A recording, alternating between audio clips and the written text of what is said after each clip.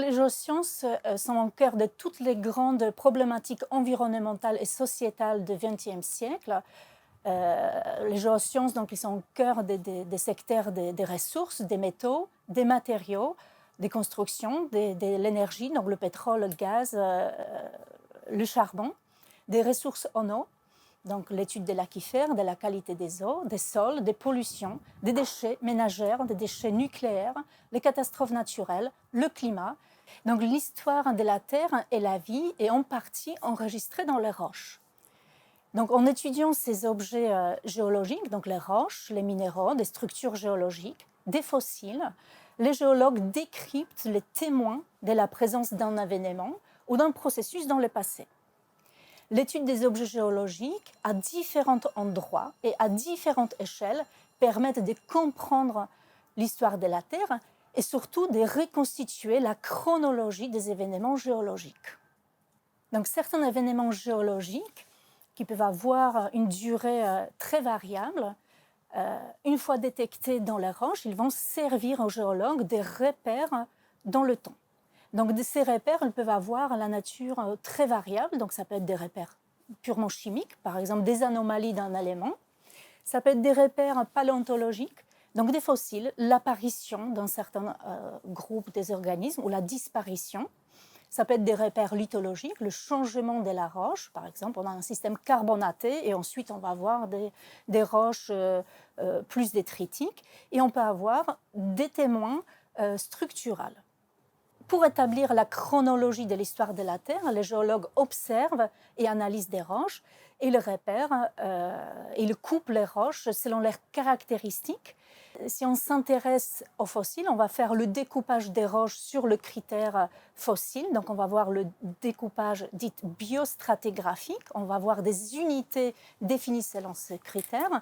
Si on s'intéresse uniquement à la roche, à ses caractéristiques pétrologique, on va voir le découpage en unités lithostratigraphiques. Et si on utilise encore une autre méthode, par exemple les analyses du champ magnétique enregistrées dans les roches, on peut avoir le découpage magnétostratigraphique.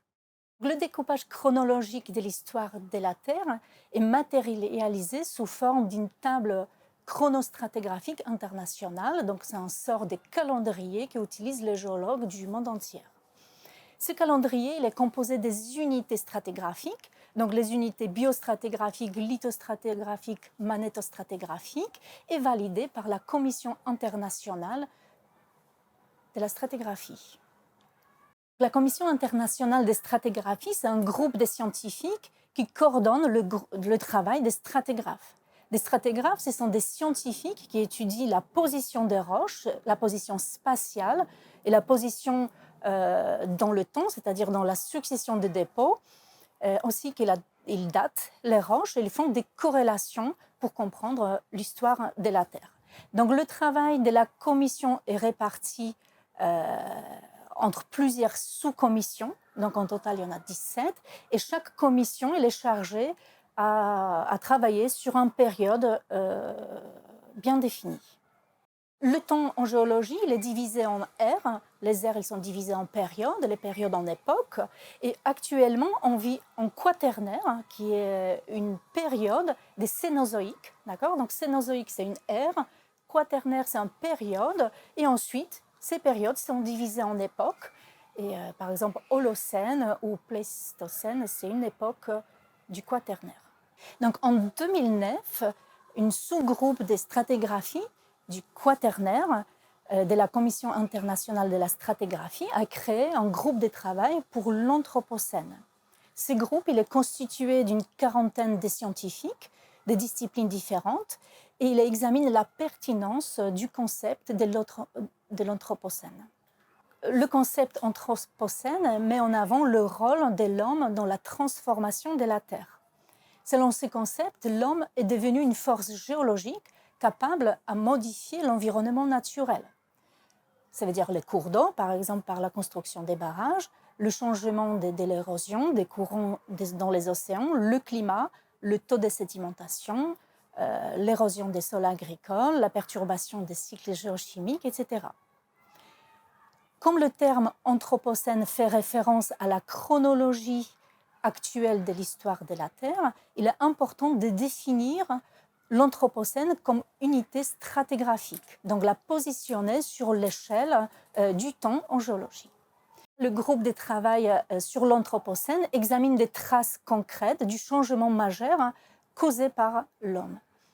Enfin, pour que la Commission internationale de la stratigraphie puisse déclarer l'anthropocène comme une nouvelle unité du temps, il est indispensable de définir la limite inférieure, c'est-à-dire le début de l'anthropocène, et définir un statut, un rang dans l'échelle stratigraphique.